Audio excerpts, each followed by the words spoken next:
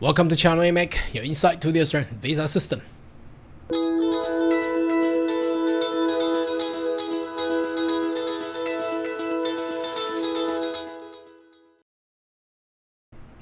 Good day everyone, my name is Carl Yang, your online YouTube visa consultant. Are you interested about migrate to Australia? Why don't you consider to subscribe to my channel and turn on the bell on the side so once all the updates and news, you'll be the first one getting all the insight. Now, as expected, over the years, regional migration has been so disadvantaged that only a few is actually lodging them. Now, fortunately,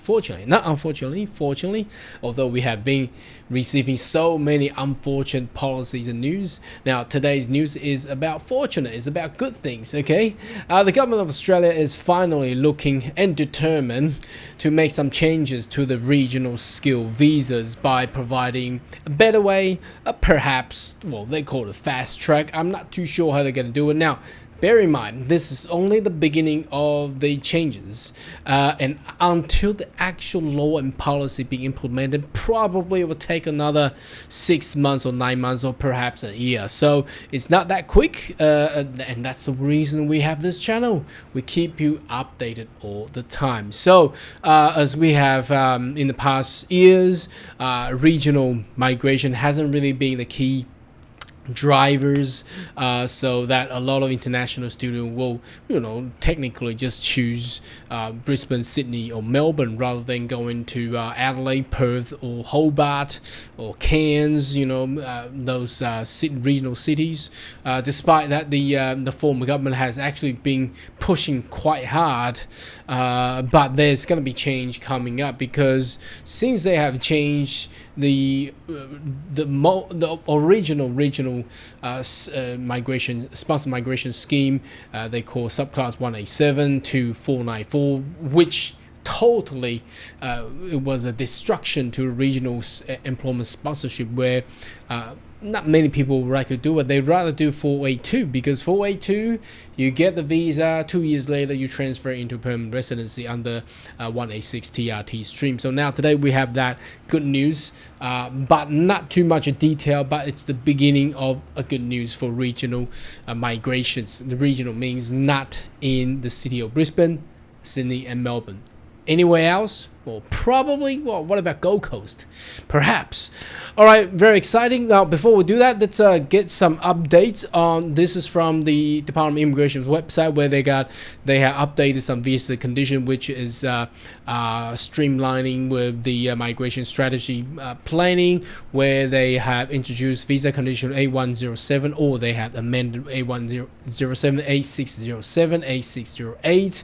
Now, what are these changes? So, starting from 1st July, those visa condition will be upon the following 3 visas. One is the temporary work skill visa, subclass 457. I don't know anyone who actually still holding 457, and the TSS 482, which is the replacement of 457, and now 482 visa is almost like 457, 7 years ago. So again, this is the I don't know how to describe it, but it's just a phenomenon of immigration industry and sector.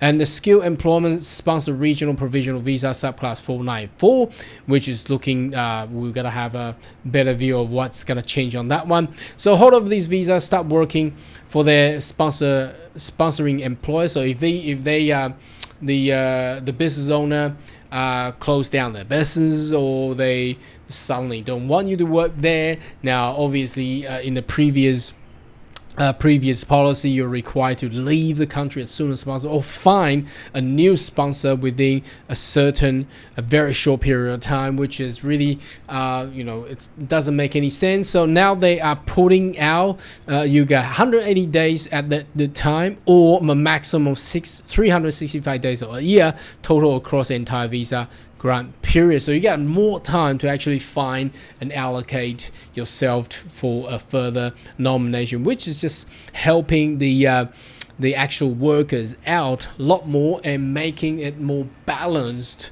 between the employer and employee, which is good because it makes sense, because previously they only allowed 90 days. Now other than 90 days you got to leave the country. That's just too bad, that make no sense. Now this will actually make quite good of sense. So unless there's also exemption, the visa holder cannot work another employer unless they have been seized with their sponsoring worker. Visa holder must remain nominated occupation while working with existing sponsor. Sponsor will must still let the department know if they have any changes within 28 days. So they put more obligations and responsibility on the employment sponsor there. So that's the good part there. Now, all right, let's move on to the main thing that we want to talk about today, about the regional skill migration. So obviously, we have learned over the past years that, well, obviously, because the population-wise and the needs in regional Australia is very, very different compared to the major cities. So they should be more beneficial rather than the current 494 visa, which is not really beneficial compared to what you get for the 482 visas. So now they are putting something, calling now some ideas now from the Financial Review. Now this article is quite vague; it doesn't tell you much, but I wanted to show you because it's an article there. But we'll actually go into the document discussion paper issued by the Department of Home Affairs. So fast track regional migration moves. So the title as reads: so Labor is flagged abolishing occupation lists for immigrants looking to settle in regional Australia could use the major reform to extend fast track route for high income earners to come without a job offer. Really? Without even a job offer? Well, I doubt, but let me pull that up there. Without a job offer, that's just quite vague. How can that will be a lot of people just go into regional Australia without a job? So what do they do there? Don't know. And how do they transfer to become a permanent resident? Find a job, perhaps. Don't know, but maybe that's a key. You might not need a job offer as long as you're overseas, for example, your employment in United States or Europe, your income is high. You have been you meet the high income threshold, is what they called it. Then you can get a regional skill visa to come to Australia. Now the 2 years what you need to do required to settle there. Don't know. There should be something there. Perhaps there will be some jobs requirement, or perhaps start a new business. Don't know. That's going to be exciting there. Now let's jump into the actual paper. So this is it's being issued by the Department of Home Affairs, so obviously by the Minister of Home Affairs, Claire O'Neil, supporting a strong and sustainable region. Very beautiful words and some regional view of Australia. I haven't seen windmills in regional Australia, but well, might go some visit there. Now I'm going to jump straight to page 8 and start from 8. Now the reason is the 8 start talking about definition of regional. So from the previous Labor reform to the Liberal reform, there has been so many definitions in regards to how they call regional Australia, how they define regional Australia. There's regional major city or regional centers. They also designated regional. So which is regional and which is more regional? It's just confusing. So they're gonna simplify that, and that will be a good part there. The other thing is they talking about how they have utilized DAMA. So a lot of people has actually been inquiring in regard to DAMA, because DAMA is a agreement agreed and signed between the federal government and also the business entities, but it's too complex. I am so much for it. It's just too complex. I mean, if it's going to be a small business and they really cry out for workers there, and they need to go and sign a DAMA agreement with the federal government, well, they probably haven't even signed any agreement, have any knowledge, or perhaps any lawyer to help them out to sign any agreement with the local government. Now they're required to go to sign a document with the federal government. It's just too complex. Yes, I am totally with that. So the most important part is page 10. Let me have a read, and you may have a little glimpse of what's gonna come in the future for regional. Okay, so regional employment sponsor visa need to reform in light of recent change of employment sponsor visa, which is gonna come up with the new what do they call that? They got core skill, specialist skill, and the essential skill pathway. So they're gonna change the TSS visa to become a new visa. They're gonna create a new visa with the 3 streams there. So there's an opportunity to consider how regional employment sponsor visa can be coexisted alongside with the stream and the permanent skill program. For example, that's the one there. Should an equivalent skill specialist skill pathway which allow worker to earn more than 135,000 to come to Australia without an occupation on occupation list existing regional sponsor visa? Well, that's exactly what this reporter is talking about. So could they just come and do what?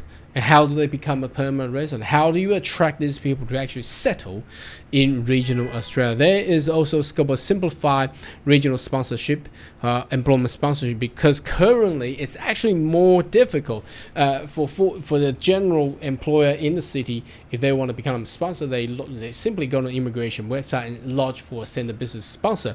Now, if you're a regional sponsor, you still need to you're still required to go through SBS. And then you have to go through the regional certifying body again, so which is really a redundant of more difficult, more complex for regional. So they might want to do the changes and simplify that as well. And for the government also committed to approach occupation list migration review found that occupation lists were slow to change, overly prescriptive, and multiple occupation lists added complexity. Government established former Job and Skill Australia to advise Australian skill need, and they are currently compiling advice occupation that could form the core skill occupation list. That's for the new employment visa there. Now, whether or not that will actually meet and required by regional employer, I think for sure regional employment sponsor will be much more relaxed, should be much more relaxed compared to the employment sponsor in the city. So how much are they gonna relax it? Don't know. So let's go back there. They're putting a lot of questions, and certainly that's the key driver and changes required. Regional definition could also be simpler. We have talked about that. They have some questions here for you to actually have a read, and the remaining documents talks about working holiday and work exploitation and things like that, and some statistics showing on the the second half of the whole document there. If you're interested, you might want to just search for the document and have a view yourself there. So exciting. They finally has determined that the regional visas and regional skill category visa is just so bad, no one what to do, apply for it, and it's just too complex. How would you actually help out those small regional employer? They finally come to a place and understand, well, maybe but it's a good thing. So we'll see how that go. And now again, this is a discussion paper.